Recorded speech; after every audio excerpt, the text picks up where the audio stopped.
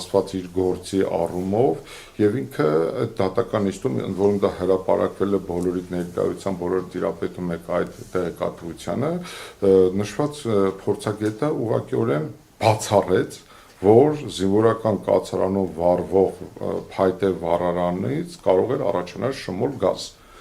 Այստեղ ես ուղղակի քանի որ վերլուծել եմ այս ամեն ինչը, ուզում եմ ձեր ուշադրությունը հրավիրել հետևյալ հանգամանքի վրա եւ նաեւ դրանով է պայմանավորված, որ մենք համապատասխան փուլում միջնորդելու ենք դատակոչել ու հարցաքննել դատաբժիշկներին, որոնք իրականացրել են համապատասխան փորձաքննությունը։ Տեսեք, դատաբժիշկների կողմից տրված եզրակացության համաձայն զոհված զինծառայողների մահը վրա է հասել շմուլ գազի եւ այրվածքի, ընդ որում կենթանության օրոք ջերմային այդ էներգիայի ուրեմն պատճառով։ Եվ հիմա իմ կարծիքով հետեւյալն է, նշված փորձագետը բացառել էր փայտե վառարանի շահագործման արդյունքում, որ կարող էր առաջանալ շմուլ գազ։ Դա նշանակում է, սիրելի բարեկամներ, որ դատաբժշկական փորձաքննությունների արդյունքները այն մասին, որ զինծառայողների մահը վրա է հասել շմուլ գազի եւ ջերմային ներկայության միջոցով, ընդ որում կենթանության օրոք բավականին վիճահարույց է դառնում։ Այսինքն, խնդրում այստեղ մենք միասին վերլուծենք, այսինքն, եթե կացարանում շահագործող վառարանից հնարավոր չէր շմուլ գազի առաջացումը, ապա հրդեհի բռնկման պահին կացարանում ենթադրաբար այդ գործունեության արդյունքում է առաջացած եղել շմուլ գազ, եթե զինծառայողների մահը մի պահ հավատալու լինենք պաշտոնական վարկածը, ինչպես կամ պնդում է պաշտոնական վարկածը, առաջացել է շմուլ գազի արդյունքում։ Եթե զինծառայողների մահը վրա է հասել շմուլ գազի արդյունքում, ապա տրամաբանական հարց է առաջանում, սիրելի բարեկամներ, որտեղից ու ինչ հանգամանքներում է առաջացել այդ շմուլ գազը եւ ամենակարևորը որ պահից է սկսել առաջանալ։ Եթե մի բան ընդունենք, որ Եղիշեի կողմից վառարանը վառելուց հետո է այն կրակը տարածվել, որի հետևանքով բռնկվել է կացարանի տանիքը, այրվել են այլ նյութեր եւ այդ նյութերից է ենթադրաբար շմուլ գազը առաջացել, ինչպես պնդում է պաշտոնական վարկածը, ապա հարց է առաջանում, դա ենթադրում է որոշակի ժամանակ, այսինքն առնվազն 5-ից 10 րոպե պետք էր, որպեսզի վառարանից կրակը հասներ տանիք, դռներ, այլ նյութեր այրվեին, որից առաջանար շմուլ գազ, այդ շմուլ գազից էլ զինծառայողները թունավորվեն եւ այդ տարածվող կրակի հետ զուգընթաց դառնար նրանց մահվան պատճառը։ Այդ դեպքում հարց առաջանում, այդ 5-10 րոպեն բավարար չէր արդյոք, որ զոհված զինծառայողները քնից արթնանային եւ ուղղակիորեն հեռանային այդ տարածքից, խուսափելով այդ ողբերգությունից։ Այդ դեպքում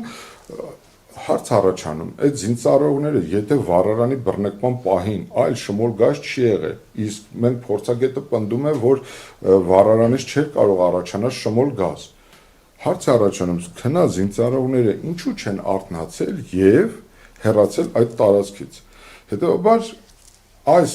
իրողությունների հանրագումարի համատեքստում այդ փորձագետի հայտնած տեղեկությունները մեզ համար էական են եւ մենք փորձենք դատաբժիշկների հարցաքննության ընթացքում, սիրելի բարեկամներ, ստանալ որոշ հարցերի պատասխաններ։ Բացի այդ նշված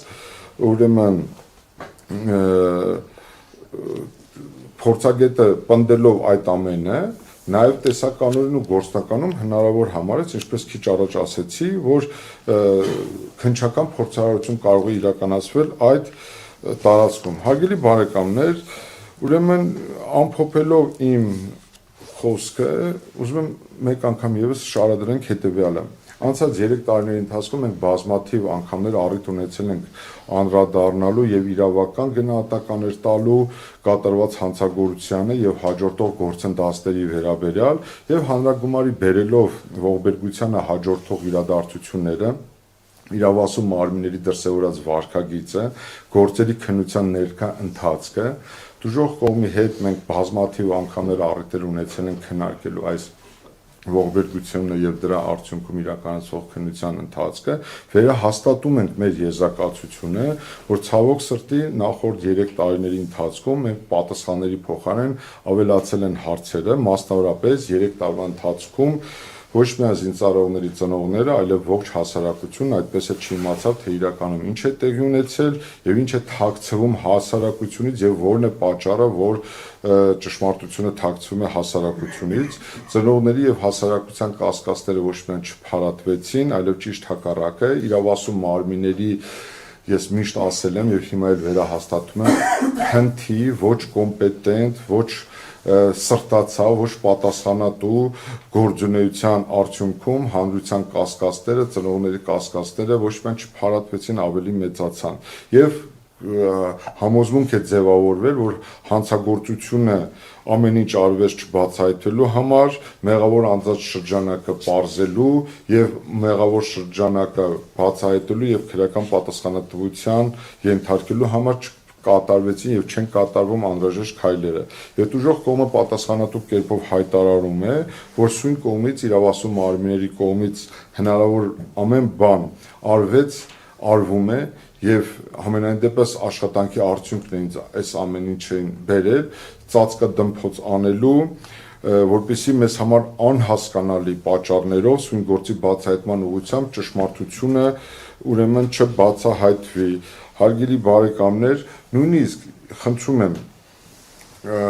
ես անցած տարի այս միտքը կրկին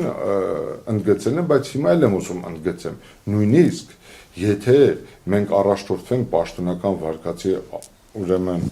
տրամաբանությամբ, անգամ այդ շրջանակներում չիրականացվեց այնպիսի անխոցելի քննություն, որը նույնիսկ իրենց առաջ քաշած վարկածը կդարձներ տրամաբանական։ Հետևաբար այս առումով եւ եթե նույնիսկ իրենց առաջ քաշած վարկածի շրջանակներում մենք գործ ունենք զենքի, ռազմամթերքի, ռազմական տեխնիկայի կամ ռազմական այլ գույքի շրջապատի համար վտանգ ներկայացնող նյութերի, ուրեմն սարքերի հետ առնչվելու կանոնները խախտելու եւ պաշտոնական դիրքը չարաշելու կամ անփութության հետևանք առաջացնող իրողության հետ, սիրելի բարեկամներ, կրկնում եմ, եթե մենք նույնիսկ առաջնորդվենք այդ տրամաբանությամբ, ուրեմն իրենք իրենց գործունեությամբ ապացուցում են, իրենք իրենց առաջ քաշած վարկածով հիմնավորում են, որ պատկերավոր ասած բանակում տիրել է բարդակ վիճակ, անպատասխանատու վիճակ եւ որի թիվ 1 մեղավորն ու պատասխանատուն, ինչպես անցած տարի եմ ասել, հիմա վերահաստատում եմ Նիկոլ Փաշինյանն է։ Հետևաբար սիրելի բարեկամներ, մեկ անգամ եւս մենք պնդում ենք, որ այս գործը բացահայտված չէ, ընթացող դատաքննության ընթացքը